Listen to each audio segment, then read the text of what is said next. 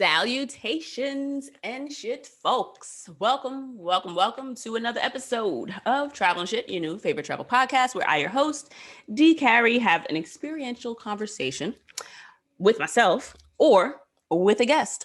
And we basically talk about how travel has really changed our lives. The experience of travel is so much more than vacation alone could ever be. So, if you're new, that's it in a nutshell. And if you've been here before, appreciate you. Welcome the fuck back and strap in everybody. So getting a little bit better at this jumping to the point thing. Oh, if you're watching, which I suggest you do, this is my little co-host. This is Binksy, extra cute today. She's smiling for you with her two little teeth.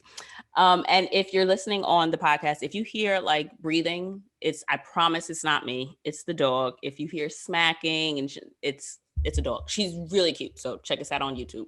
If you don't know where the YouTube is, head over to travelandshitpodcast.com and you can catch every episode right there on the website. So jumping to it, my beautiful guest with this amazing hair, please introduce yourself. Thank you for joining me today. I'm so glad to be with you. So for all of you, I'm glad that you're here. My name is Mikaila Brown and I am a fashion anthropologist. You're probably wondering what that is, and there's more of us in the world now, but when I started this kind of role for myself, crafted it a few years ago, there wasn't that many of us. And basically what I do is I look at the intersections between fashion and culture. And so looking at things like history and politics, even your family makeup, how those shape the ways that you dress. My work right now takes many different forms. So I am a professor for diversity and inclusion, as well as fashion and culture for some universities here in New York. And I am also an entrepreneur, and I have a cultural shopping tour company called Sidewalk Safaris. That's how I met D. Carey.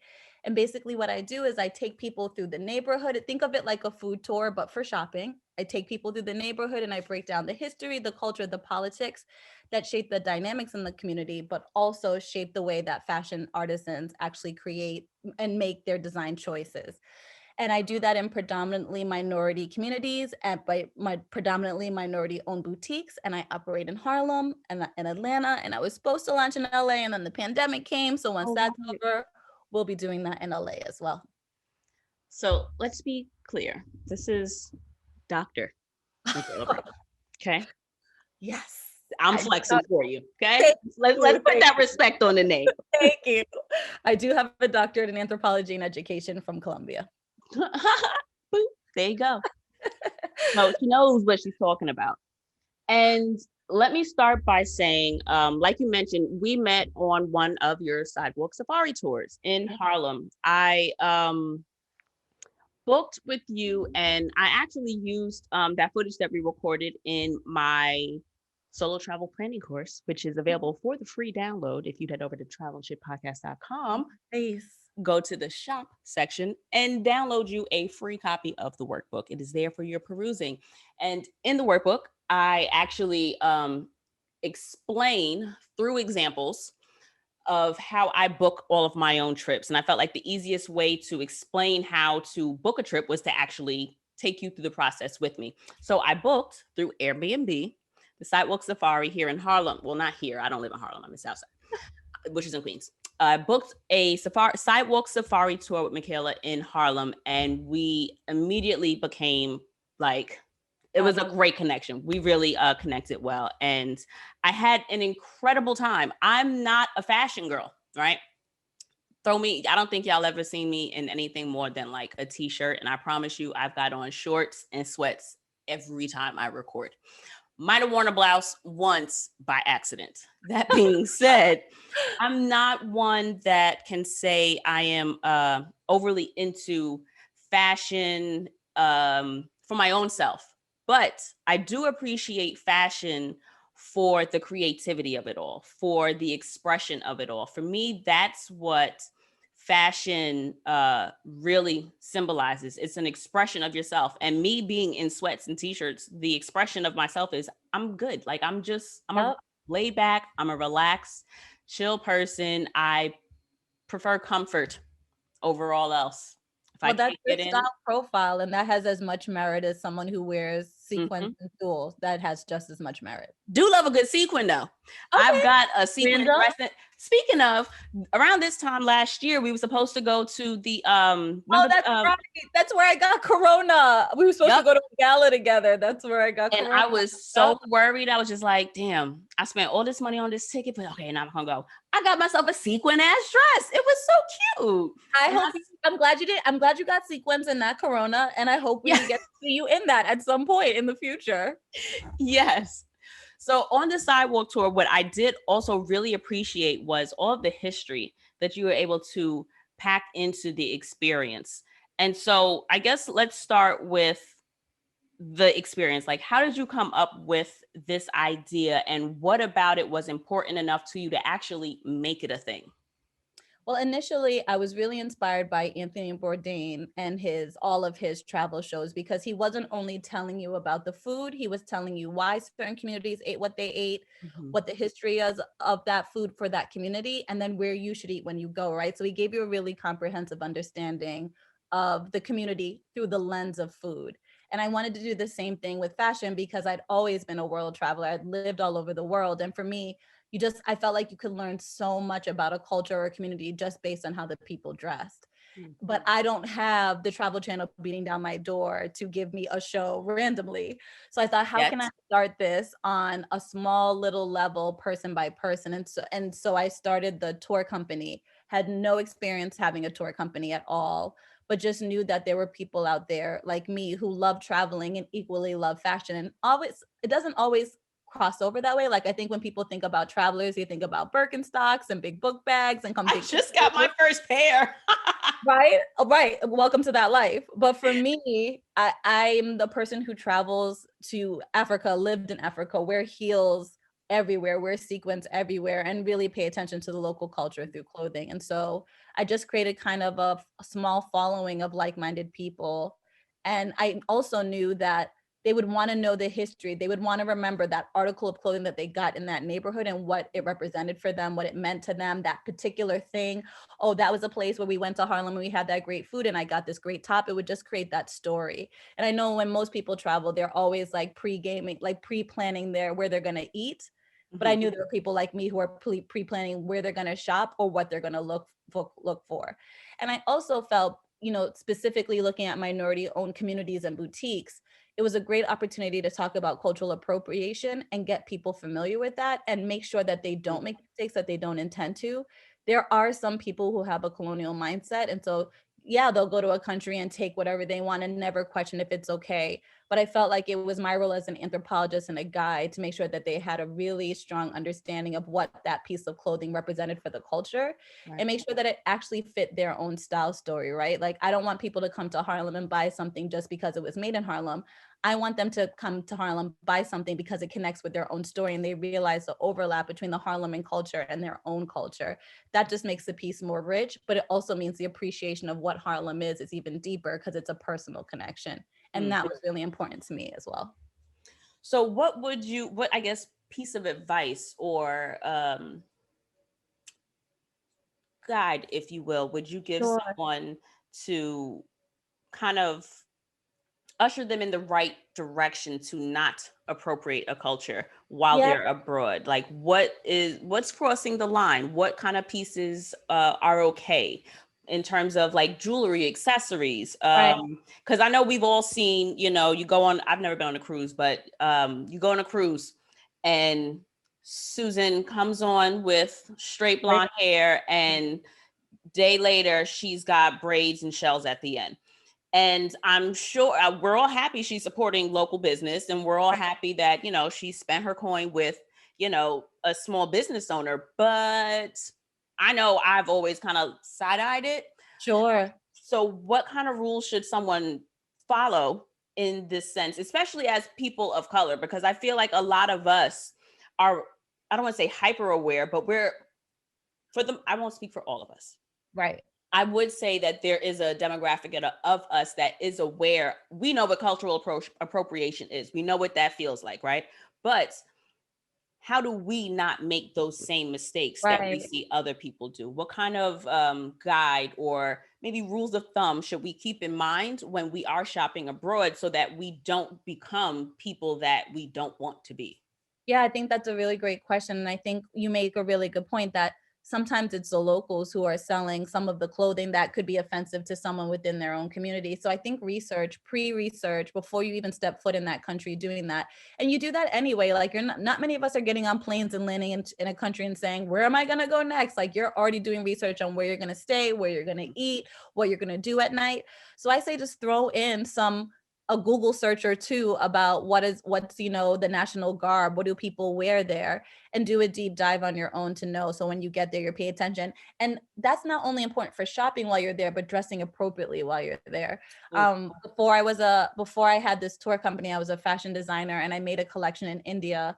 And I did a ton of research about what I could wear in India because I knew I was going to be there for a month. I knew I was a single woman and I knew that was going to be a very specific dynamic. And I wanted to be safe, but I also didn't want to be disrespectful. So I did the research and I found out that I was going in the middle of monsoon season and it was going to be 100 degrees every day, but I still had to cover my arms.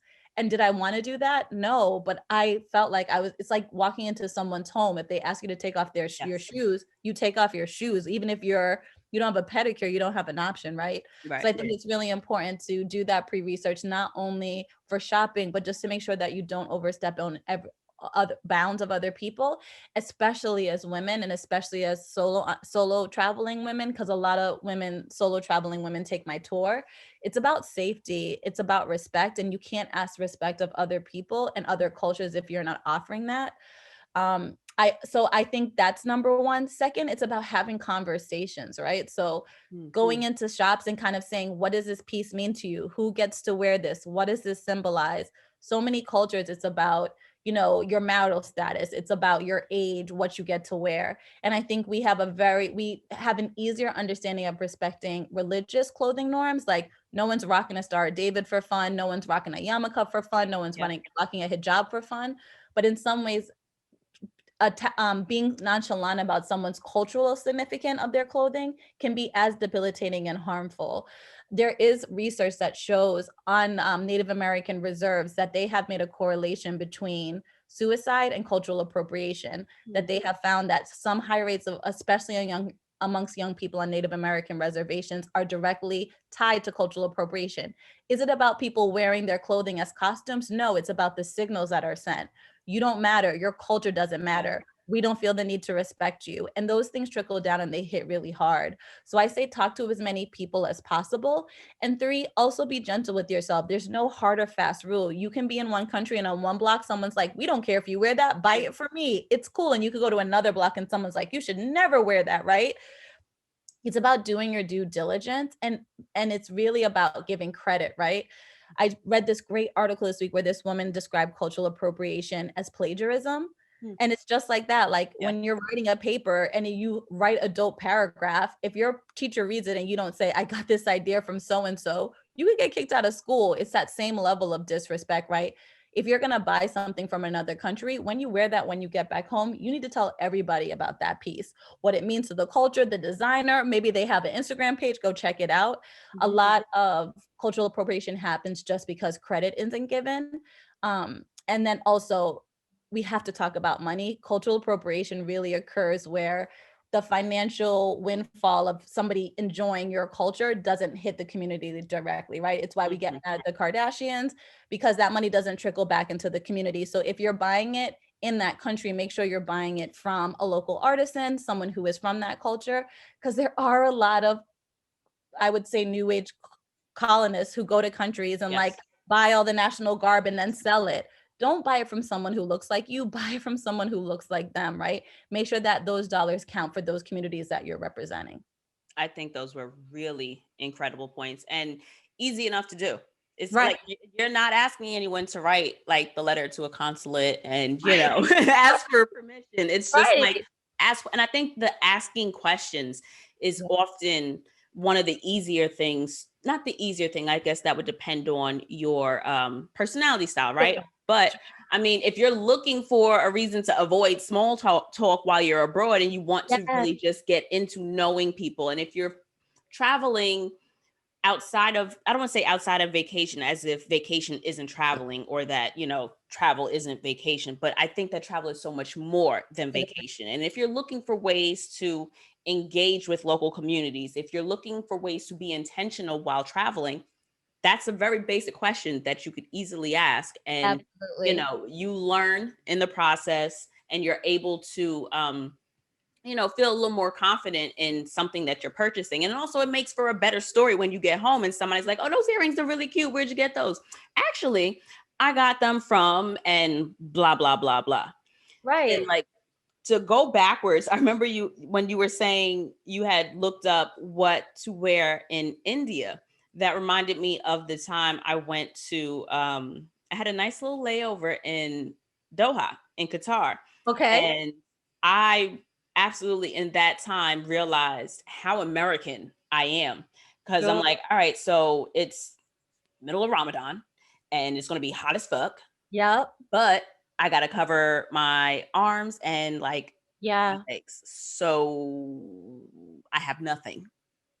And I went through my clothes and I was just like, you would think that, okay, just find something you'd wear in winter. No, but it's going to be like 99 degrees at Yeah. 10 a.m. So you Yeah. want to buy something that's going to be loose, something that's light colors, or something that's easy to layer. And it just really gives me an appreciation for people that spend more time paying attention to what they wear, because that's another thing about me and my personality. I don't really like, that's another reason why I wear t-shirts and sweats, because I don't like putting that much time Sure. into putting together like my outfits. Now, don't let that confuse you. I can pull a look now. I believe it. I believe it. I can pull a look, y'all. I believe it. I need a reason. I'm not a, get up and jazz it up on a regular day. I just have to be in a mood. But all Sure. that being said, you also mentioned you lived in India for a month. Where have you lived around the world? What's your travel Yeah. style? Like, who are you as a traveler? So I lived in Ghana for a year, West Wow. Africa. I lived in Jamaica where I was born for 2 years as an adult because I migrated when I was a baby. So it was important for me to go back as an adult and kind of experience it on my own terms and not on the terms of my parents. I've lived in London twice for 3 months both times. Yeah, I I actually am kind of a person who likes to move and like not when I say move, I mean like literally like rent an apartment type Yeah. situation. I think because I'm an anthropologist, I realize that there's so many layers and intersectionalities when it comes to understanding culture. So I have traveled to maybe 35, 36 countries, but my Nice. favorite is definitely living somewhere for a substantial amount of time. The older I get, the less comfortable that is, the harder it is to make friends. But I can say I really value the time that I was able to just completely immerse myself in a culture and get to see it. It's kind of like meeting somebody new. Like they all seem great the first week, but then by the third month, you're like, oh, you're a little bit crazy. Yeah. I like to kind of deep dive into cultures and understand them. And I think that's 100% my anthropological training. So yeah. Where did that come from? Like, your enjoyment of that? Were you always like that? Were like you were a child that was into history and cultures, and did you travel as a child? Did your Yeah. family have a role in opening your mind to these opportunities for you? Yeah, I think it really stems from my deep, deep pride for being a Jamaican, even though I don't have the accent. And most Jamaicans will say I'm not Jamaican. I've always identified as Jamaican. And when we migrated from Jamaica, we moved to Boston into a predominantly white community. And in many ways, my culture was my savior, right? Because I was like the only Black girl, so weird, bringing rice and chicken to lunch when people had like Lunchables and just Yeah. feeling so awkward, right? And so finding my culture as a refuge. And I didn't really understand that as a child. I just knew I was really proud of being Jamaican. Dance hall was like my medicine. I would go to school all day and feel like such a weirdo freak because my hair was plaited and I just felt like so weird. And then I would go home and like listen to like Bounty and Beanie and feel like, okay, these are my people. I'm not those people, but that's Yeah. okay because these are my people. And so I think my cultural appreciation really started there. And then I remember when I was an undergrad, I was a marketer for this company called Daewoo. It's a Korean company and they make fridges, but they also make cars. I'm about to say they sound car, but Yeah, they okay. make cars and they sent a whole bunch. They had this like college ambassador program and they sent us to South Korea for a week. Ooh. And it was the first time that I'd ever really been anywhere that wasn't like Jamaican. Like I'd gone to Canada to see like my Jamaican cousins and, and I'd gone to Jamaica every year for Christmas and summer, but it was like my first like real international trip. And I just loved everything about it. I loved the flight. I love being stuck on a plane for hours. I love the food. I love the clothing. I love the people. And after that, I did study abroad in London, and then I just kept traveling. I just never stopped traveling. And even now, as an adult, an entrepreneur, and a professor, I'm really anchored in New York. And I miss that. Adulting makes you stay in one place, but I just think that there's people in the world who are travelers and people who aren't. And I just was lucky enough to find out that I was at 19, 20 and haven't stopped since. So of all the places that you've been, I'd say, not just the places that you've lived, but of the places that you've visited and spent time, where would you feel reflects your personal travel style the most? I mean, not travel style, your personal fashion style. That's a good one. I would have to say, I would think London. Okay. In the sense of London has no rules. It's a very grassroots kind of fashion movement as compared to like in Italy or Milan or Paris and France. Mm-hmm. In London, literally, there's no rules. It's very similar to a New York aesthetic where like the more you break the rules, the better it is. In the sense of like someone could wear a shoe on their head, and in London, people would be like, yeah, mate, that rocks, right? Where like in London or like in Paris or Milan, they'd be like, what are you doing? I also think London has a really great, like started at the bottom, now we're here. Like a lot of their fashion trends start with the working class. And I have a lot of respect for people who make fashion out of nothing, right? Mm-hmm. It reminds me a lot of Harlem, where I live now, where people who don't have much but value style, they're incredibly ingenious in how they put together an outfit. And it's why, for so long, major fashion houses would come to Harlem to look at what the kids were wearing, because those kids were rubbing two nickels together, but they look so fly, right? Yeah. They just figured out how to put an outfit together. And so for me, I would say outside of New York, I really love the fashion in Harlem. It's really underground. It's really edgy. It's really grungy, but it's also like very unapologetic, and it doesn't play by rules. And even though like I am type A and I'm a well-behaved person, inside I'm a rebel. And so that fashion style really speaks to me. And that made me think of, for the life of me, cannot remember what the name of it is, but I want to say, what's her name? Misa Hilton. Yeah, the stylist. Yep. She's a stylist. Yep. There's a documentary with herself. I want to say, Talley, isn't it? Leon Talley. Yep. Andre Talley. Yep. There are a couple of people in it, and they were basically talking about like early 90s fashion, like late 80s, when like Bad Boy was really coming out in like the 90s and early 2000s, and how she basically styled all of them. And how she was so instrumental. And I really and that's to me where I can connect with fashion, because it's not about necessarily the looks for me, it's about the expression for me. And I really, really appreciated listening to people's stories about why this is the look they went for, or how they had to make something out of nothing and they had to figure it out, or how they just had like these ideas and these pictures in their head, and they're like, well, I'm gonna make it an outfit. Like there's a concept, and now I am making this like a piece of art. And it's kind of the same thing where I'm not like an artsy girl in the, I'd say in the traditional sense, in the, like I prefer what's the Natural History is my favorite museum. Museum of Natural History. Anywhere you put me with a museum that's got some kind of history in it, on board. I'm stopping. I'm reading the plaques. I am taking pictures of the plaques so that I can reference the information in the future. I love it. But if I were to go to the Met or like to the Guggenheim, and the place where the art is, right? Right. I'm looking at it and I'm like, oh, it's cute, I guess, girl, whatever. But give me a story behind it, or ask me what I see in it. And then there's an entirely new, like there's a new appreciation.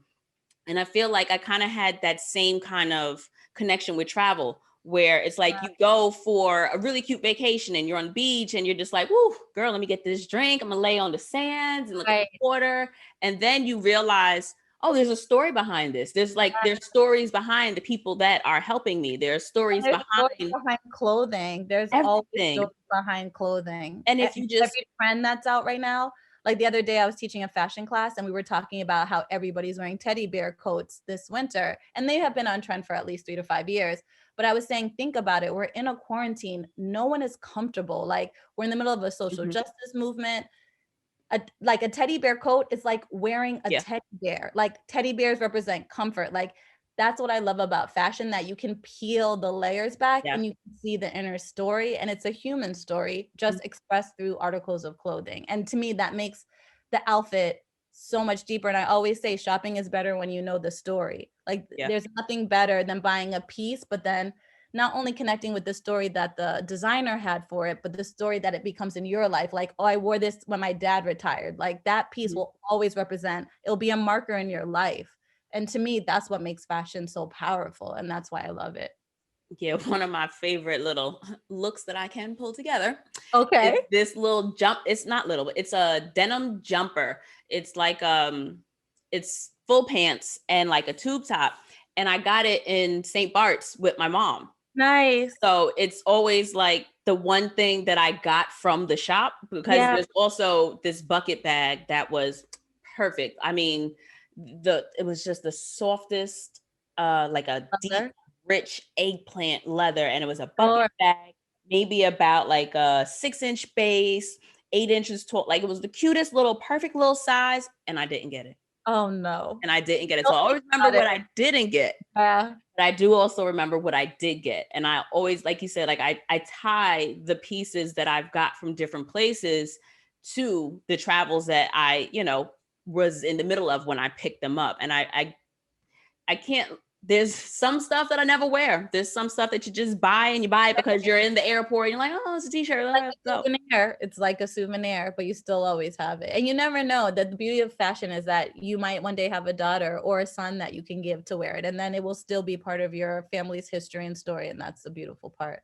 That's why you can never go wrong with a t-shirt. I always pick up a t-shirt wherever I go, because that's another thing where I know I'm going to wear it. Yeah. I absolutely, as I've gotten older, I've tried to only spend my money on things that I know that I'll actually hold on to. Because it's like, there are a million things you see and you want when you're about, I often shop with my eyes the same way I'll eat with my eyes. And then and then I'm like, I can't finish this. I'm never going to wear this. Right. I got a clutch that I was mentioning in another episode that where am I going? Right. It was cute though. So I got it. But so being that your experience is on Airbnb, and I would assume that, unlike me, somebody do people from New York actually book? Like, do people book in their own areas, or do you mostly get tourists? Sadly, it was really picking up at the end of 2019. More and more New Yorkers were using Airbnb to find local, staycation weekend trips. And that kind of got thwarted by the pandemic, but a majority of my attendees are international. So what does that look like? Do you have to cater your experience to fit different people where they come in? Okay, so how is that received? To Harlem. They're coming to Harlem, and I'm very clear in my description that you're coming to Harlem, you're coming to a Black enclave, you're coming to a place that is rich in African American history. And I don't tailor it, because I'm going to give you the true tea. I'm always going to give it to you in a way that is easy to understand and digest, but I'm not going to tailor Harlem for you. You're lucky to come to Harlem. You're lucky to experience that culture and that community. And so I'm going to show you how great it is so that you can appreciate it. And I'm going to try to make critical connections with your own story, but I'm not editing Harlem. Harlem is dope exactly as it is. And sadly, with gentrification, it's already being edited enough. And so for me, my tour is very much about honoring the history of Harlem, the fashion history of Harlem. So anybody who takes my tour, I think I share it in a dynamic and engaging enough way that no one's ever complained, but you're coming for Harlem, and I'm not apologizing for that, nor am I tailoring it for you. Welcome, enjoy it. It's dope. Like, that's all it is. Like, yeah, you booked the flight. Like, you're here. You know what it is, yeah. And I don't get really bad reviews. I'm not tuning my own horn, but I put a lot into my work. but I did get one bad review from these two ladies from Paris and I was just kind of like, sweetie, have you Googled Harlem? Have you heard of the Harlem? Like, I don't know. Like, I think they came and they thought they were going to go to like Bergdorf Goodman. And I was like, but that's on you, sweetie, because everybody knows what Harlem is. And if you don't know what Harlem is, that's really on you. Like, I'm never going to apologize for what Harlem is. And then why would you book a tour to go to a department store? Yeah, yeah. So yeah, but I mean, I've toured, I can't even tell you how many people have taken my tour. It's a large number because I've been doing it for about 4 years. I can count on one hand the amount of people who came to Harlem and were disappointed. Like, it is what it is, and it's still right. So I know that you've got another base in Atlanta. How do you balance the different regions, and how do the different regions play on, the tours? Because I know that now that we are more of a global community, if you will, with social media and internet as it is, I mean, someone in Peru is rocking the exact same outfit that I am. Like, we can all get on Zara. We can all get to Gap and Old Navy, and, we can find a lot of these stores in our local areas. So some aspects of fashion are, very similar in the sense that people from almost anywhere can get their hands on some of the very same items. How have you had to cater the different experiences for the different areas that you're in, especially like being in Atlanta and in New York? I know if you think of music, for example, like the South has their own sound. And I know when I go down South, not as much, I can't say, when was the last time I went down South? It's been a minute, but I remember one time I went and I was looking at the clothes for some people, and I'm just like, it's a different aesthetic, and there's cool overlaps. I only work in minority based communities, and I only work with minority owned boutiques, and there's a difference. Like, if you go to a department store, and even Zara differs regionally. It even varies by city. Like, the Zara, that's uptown and the Upper West Side is very different from the Zara on the Lower East Side because the customers are different. But I think because I work with local artisans, there's much more free expression. There's less of a corporate vision.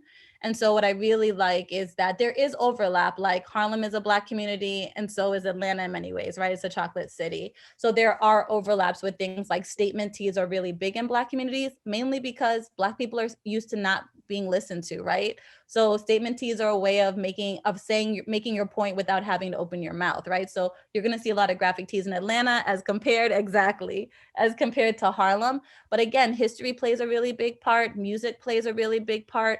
Migration patterns plays a really big part. So I like when there's convergences, and I like when I get to tell similar stories, but it's really important to me to do the research. Like, I spend a lot of time before these tours being an anthropologist, like study archival research and participant observation and ethnography. Like, I'm doing all that stuff to make sure that I'm truly understanding the story that's being told, and I'm touching base with the people in the community. I've lived in Harlem for about 15 years on and off. I still go to original Harlemites and say, like, am I getting this right? Like, I think y'all wear this because of this. Is that right? Because I'm never going to be an original Harlemite. I'm just someone who's lived here for a really long time. And so I really rely on the voices of the community to make sure that I understand what those trends mean to them and the story that they want me to tell. It's not me making the story. It's them making the story. I'm just kind of the person reading the book.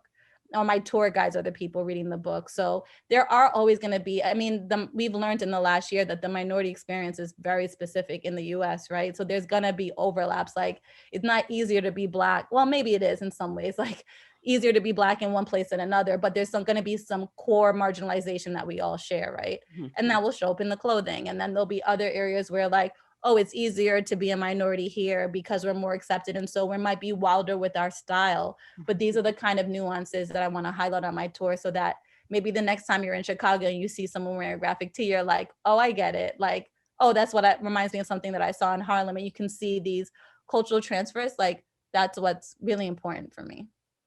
So from an anthropologist's point of view in the realm of travel, how would you say that someone who doesn't necessarily know much about an area, like where would be outside of Google, right? Because Google is just like an easy, I don't want to say it's an easy answer, but I find that a lot of times when I Google, sometimes I'm not sure if I can trust, the source of the information, because I'm So, not as familiar with who or what may be the most prominent sources of information in a different sure. country, right?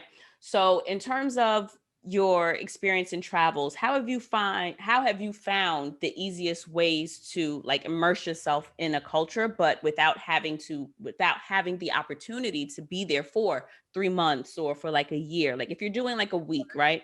You can have conversations, but if you're a little more reserved and you don't necessarily want to speak with people, or if you don't necessarily feel as safe in an area speaking to people, what kind of ways do you suggest somebody can really get I don't want to say get their foot in the door or put their 10 toes down, but like how do you really immerse yourself in a culture in terms of the fashion and people? Yeah, I think social media is a great place to start. I think Instagram is because in many ways Instagram is self-authoring, and in many ways hashtags tell a cohesive story. Mm. So even within academic practices of anthropology, we use social media a lot as a source because that's people telling their own story. So yeah, I think Instagram, because it's such a visible platform, and I guess to some point TikTok now, because I do really like what the kids are doing. As an old person, I really like what the kids are doing on the TikTok. No, them kids Really get a too. Yeah, feeling. they're kids. You You're not really get old. a feeling, right? You really get a feeling for the ways in which people author themselves within those spaces. There's a lot of great blogs. A lot of travelers are blogging, and you should use that network of bloggers to see, what lens and what perspective they're bringing to things. But I think there's nothing that's ever going to be as good as being on the road and talking to people. And I think if you're a traveler, like you already have a certain level of inquisitiveness and courage, right? Like if you're not courageous and if you're really, really shy, you probably don't travel. So I think someone who wants to go to another culture and explore it already at base core has some level of interest that trumps their shyness or trumps their introvertedness. And so as an anthropologist, I always say you should boots on the ground, talk to people. And if you can't talk to people, then stay home. Like, what's the point of going to a community and not really getting a feel for the people and getting the true tea about like what's happening in that community? So, I mean, I think, research online, I think social media is a great platform, but I think there's nothing better than just like sitting on a corner. And I do this all the time when I travel, and just watching people. And Yeah. then maybe someone from the community come and sits beside you and you say, "Hey, have you lived here long? Like, what's happening? What's the story about this neighborhood?" And then it just kind of all unfolds, and you start to notice like, oh, I'm noticing that all these people are wearing the same type of necklace, or I'm noticing all these people are wearing like the same cutted jean. Like, what's the story with that? Like, where do you buy that? Like, where'd you get that? Like, why do people wear that? And those stories are just so rich and exciting, and people really want to tell you their story. Like, Yeah. I've never had anybody be mean to me or say like, why are you asking all these questions? Like, people want to tell me more. They want to tell me where I can buy it. They want to introduce me to their cousin who's Yeah. also a designer. And it's just like, it's just it just makes traveling so much more rich and amazing. Have you had any travel faux pas? Like have you ever found yourself to be on the, I guess, wrong end of a fashion decision while you've been traveling, perhaps? Mhm. I don't think so, but I think I'm also like trained as an anthropologist, so I don't think I'm like the average person. I do a lot of research before I go anywhere because I just want to know I want to know as much as I can before I actually land. Um, No, I haven't had any travel faux pas, but I think it's only because I have my doctorate, so like I'm a super nerd and like I want to know everything all the time. Um and I'm also just really thoughtful. Like it's such an easy way to offend people and it's so unnecessary, right? So like just being thoughtful about these things, and like again, it's like going into someone's home and you just want to be thoughtful. Like I want to know before I come to your house, is your mom conservative? Because maybe I'm not going to wear my pom pom shorts today. Like those little things, like those are the little things to be mindful of. And I think we should treat people's culture like their homes. And I think sometimes we don't, but we should. Have your travels overall influenced your style in the sense that they may have changed it? Like being that you've been to so many places, have you decided like, you know what, this is it, or oh, I'm not doing this anymore? Yeah, I think there needs to be a certain level of ownership. I can definitely say like, so after we migrated to Boston, we moved to Florida when I was 10. So in many ways, I feel like I'm a Floridian, and the style and fashion in Florida is tight and bright. Like it's hot. It's a lot of like ethnics. There's a lot of Caribbeans and Latin American people. And so like bright colors are in because, you know, darker complexions, it's hot, that's what you wear. Moving to New York has definitely made my closet majority Black, but I think that's because I own New York as a home, right? So I wouldn't say that traveling to I never traveled to a country and not buy one article of clothing. Like most people will buy a souvenir. My souvenir is always an article of clothing. But I never really feel like I've ever moved to a place where I'm like, I'm gonna start rocking this all the time. Right. But I think part and parcel of me deciding that New York was now my home as an adult, I started wearing all Black because in many ways, like that's New York uniform, right? And it'd be interesting if I moved someplace else and stop wearing all Black. But when I claimed New York, I claimed its fashion sense, and I felt really good about that. And I think, to be honest, as a fashion anthropologist, I couldn't live in a city where where I didn't think the fashion was dope, right? Like, I don't think I could live in a place where I wasn't inspired sartorially every day when I walk out of my house, because that would just like kill my soul. And I've definitely lived in countries where like they didn't really rock what I would want to wear. Mm-hmm. And I was restless. Like I was restless. I love living in New York because literally on the subway, I'm like, oh girl, I'm about to rock that outfit next week. Oh, I never thought to put that together. Like New York inspires me every single day because everybody is so thoughtful about what they wear. It's kind of why it became my home in many ways. Where do you think the driest place that you've been fashion wise has been? Like, where is there like no inspiration for you? Oh, this is gonna be so terrible. But oh, I feel bad to say it, but like Texas, like I went to Houston once and I was just like, everything is very beige. Like the buildings were beige, people were wearing a lot of khaki. It just, I mean, like if khaki is your jam, like rock on, Godspeed to you. But yeah, I remember being in Houston being like, yeah, I can't. But that was a really long time ago. And I've heard that, you know, a lot more people have moved to Texas. And a lot of New Yorkers actually moved to Texas. So maybe it's different now. Add a But yeah, little spice to it. yeah, yeah, I think you need a little life. And I think it's important to also realize that like no city is a monolith. Mhm. So in many ways, like the style in Harlem is so different from the style in Brooklyn. And so I think you can find a place in any city where you're like, I like the style here. Like this is dope. Yeah, You just have to like my people. find your people. You got to find your people. And then you'll notice them through the clothing, which is awesome. Outside of London, have you found that it's like I don't know if I where would you consider or where would you refer people travel for different like style types? Like I would assume that if you're like high end Dior, Balenciaga, and all the girls, you're gonna go Paris and Milan. Asia too. South Korea, like Hong Kong, really good high end, elegant fashion. You know, monochromatics, really sophisticated silhouettes, expensive fabrications. Yeah, you definitely want to go. You want to go to those places. I think again to your question, I think it really depends person by person. One of the things I kind of hate is like in fashion magazines where they're like the 10 pieces that everybody should have. I don't subscribe to that. Like, I don't know your lifestyle. I don't know what you do today. I don't know how clean you need to be, you know, what time you go to bed. I think each person needs to really go and find the place that speaks to them.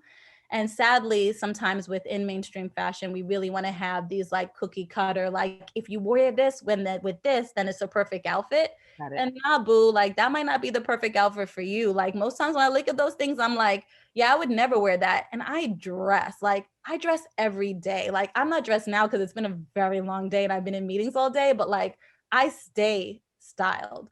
And I don't wear half the clothing that I see in magazines. And that's because I feel confident enough to self-author myself with clothing.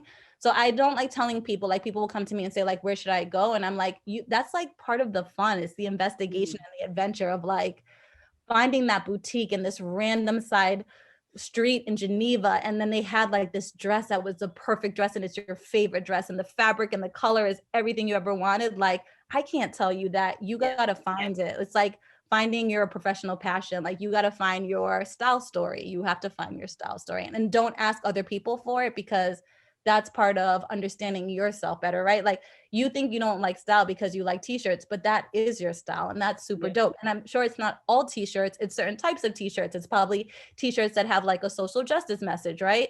So like you can't ask anybody where to find clothing because they won't know you the way you know you. And like that's what makes it fun, to me at least. Yeah, you could see your enjoyment for the fashion and the style. I love fashion style I so much. personally love a good thrift store. That's Yeah. one thing that I do miss. I do miss being able to hop in. I used to work in downtown Brooklyn, and Okay. that's one of the things I prided myself on is being Nice. knowing where all the Yep. shops were and Yeah. walking distance from my job. And I was a regular in quite a few of them. Love And it. I find that even outside of just clothes, you find a lot of little tchotchkes and shit Yep. like around the house and just like, oh shit, this is actually what I needed. I've been looking for this. And Yeah. now I pay, full price and all that jazz. I really do think that that's one of the things that I'm going to look into, spend more time looking Good. into when I leave is when I travel again, is finding like more thrift shops. Cause I feel Yeah. like that's Good. a really good way to see what, depending on where you go. Cause you kind of want to get a feel for the community, but then Sure. kind of like when you go to say what was it? Oh, it was Housing Works. I used to love the Housing Works on Montague Street. And Okay. I liked it because it's in the middle of downtown Brooklyn it's because it was more in it was in Brooklyn Heights versus Sure.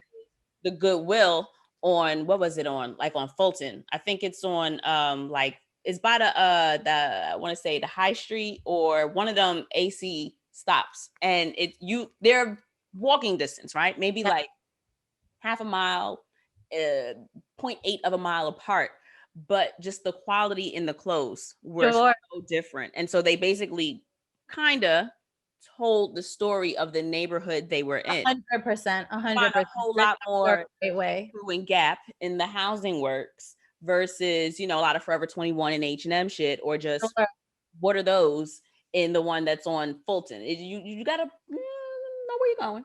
My tour in Atlanta, we operate in a really cute community called Little Five Points, and there's great Okay. thrifting there. So when next time you go to Atlanta, God willing, like I hope you'll be able to take my tour because there's really good thrifting in the neighborhood that I do my tours there. I was actually there. In Little Five Points? Yeah, 2 Octobers Okay. ago, I wanna say, and there was like it was really cute, and I was I surprised. love that neighborhood. I love that neighborhood. Whenever I'd go into Atlanta, I'd always just visit family, right? So I would go to like, what's the not Peachtree, and then I don't know, where Ashanti's at, but I know they're all in Atlanta, right? So I would Yeah. go to family reunion, you stay at this one hotel, or you go visit, or you stay the next visit you day, you stay at this person's house the whole time. And I was like in my 20s, right? So we were just partying, we were having a good time. I wasn't shopping. But the last time I did go, I was in that, and there was this really cute, like not strip mall, but like a whole bunch of stores, and they Yeah, had this that's where I huge get my outdoor. tours. That's where I get my, and all those boutiques are minority owned, not the thrift stores, but the Mhm. like newer like ready to wear clothing. They're Yes. all minority owned, and they have been.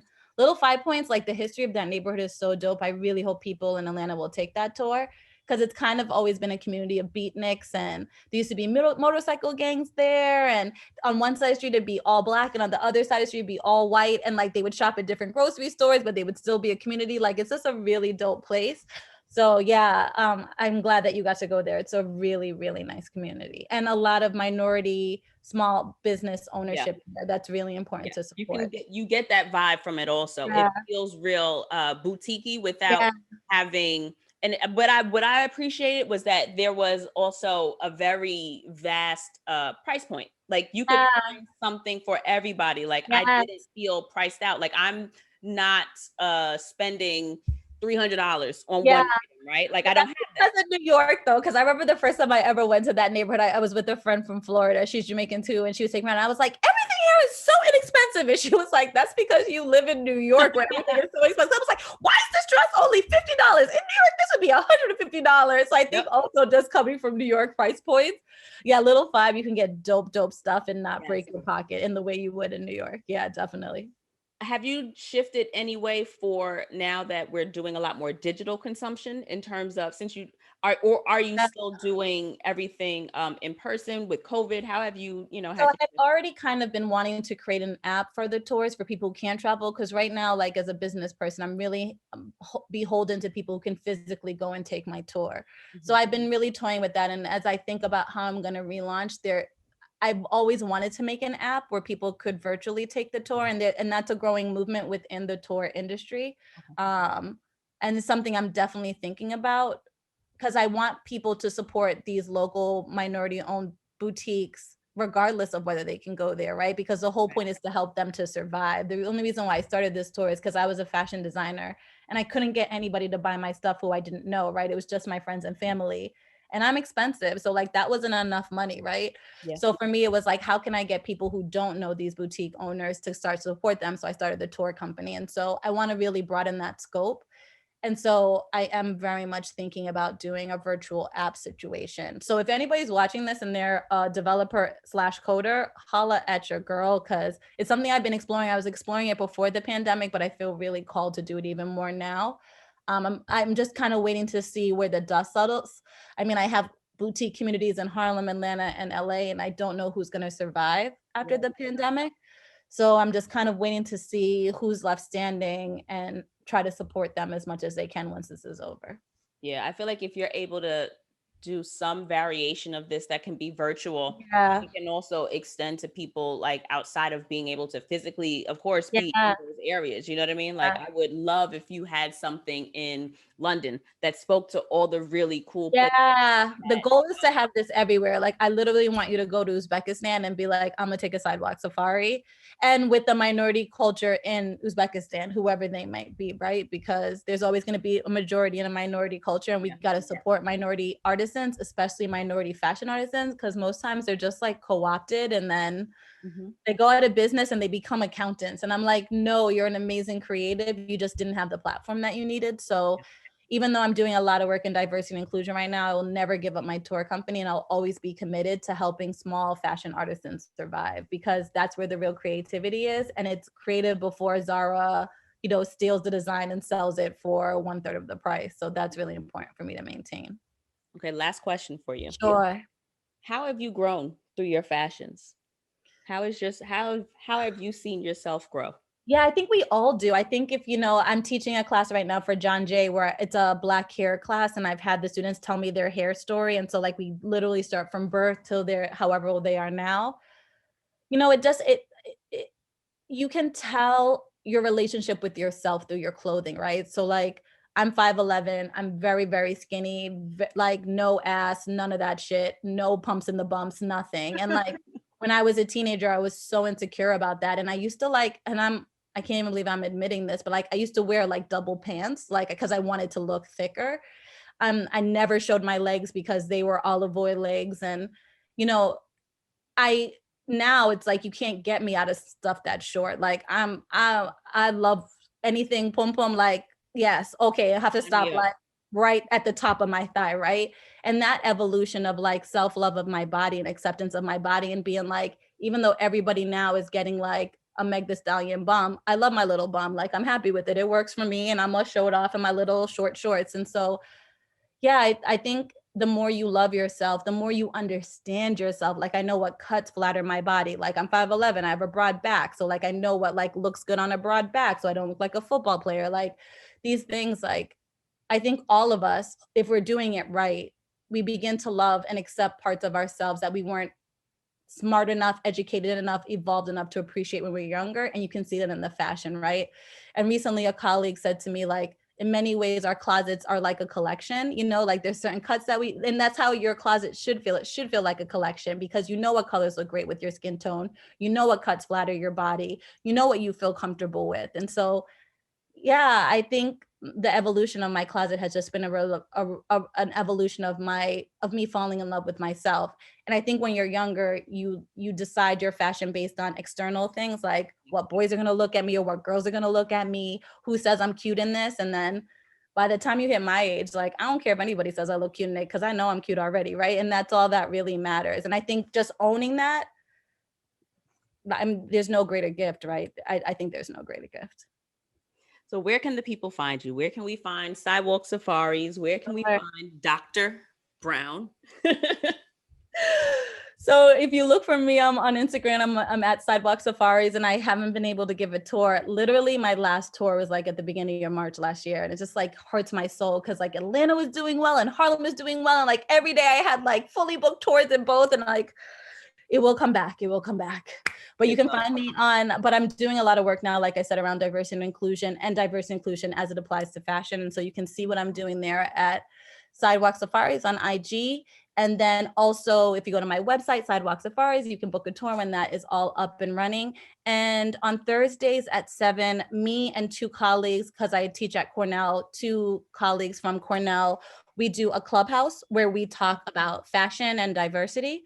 So the name of that Clubhouse club is at Fashion Academics. So if you are looking, please check us out on Clubhouse. We have really good conversations. This Thursday, we're talking about the role of Asian culture within the fashion industry and tying it to what just happened last week. So we're really approaching fashion from a very critical and political space. And so if that interests you, definitely hop into the room. We're having really good conversations there. What time is that? 7 p.m. Eastern time. Okay. Every Thursday. Okay. Fashion Academics. Thank you. Thank you. Thank you. I'm so glad that we're friends. Thank you. And so am I. I will absolutely be hitting you offline about a couple things and a couple ideas I got. Great. So thank you again for joining me. And no problem. This was absolutely just another example. I really like just proving my fucking point, y'all. Not fashion. Travel is so much more than vacation. There is a way to tie every piece of your life to travel. Absolutely. And this is the hill I'm gonna die on. I don't want to die on it, but right. It's a good hill. It's a good hill. I'm gonna set up shop. Binksy moving in. This is the hill I am on. There is a tie to fashion. I keep saying fashion, like because it's so dope. Because fashion is so dope on my heart. Not fighting it. Fashion is dope. It is. Fashion is everything. That's why you keep saying it. Travel is so much more than vacation. The same as fashion is so much more than just clothes. And I really think that when you find your thing and when you find the way that that thing works for you, it unlocks so many doors. Agreed. So hit up Mikaila, sidewalksafari.com. Yep. Hit up D. Carey, travelingshitpodcast.com. We got the infos for you. She's got the doctorate level infos. I seen a couple things info. So that works. You got a street PhD. Ain't nothing wrong with that. Ain't nothing wrong with that. Whatever vibe you want, baby, come see us. We out here. So thanks for joining us this week, guys. And I will see you all next week. Bye everybody.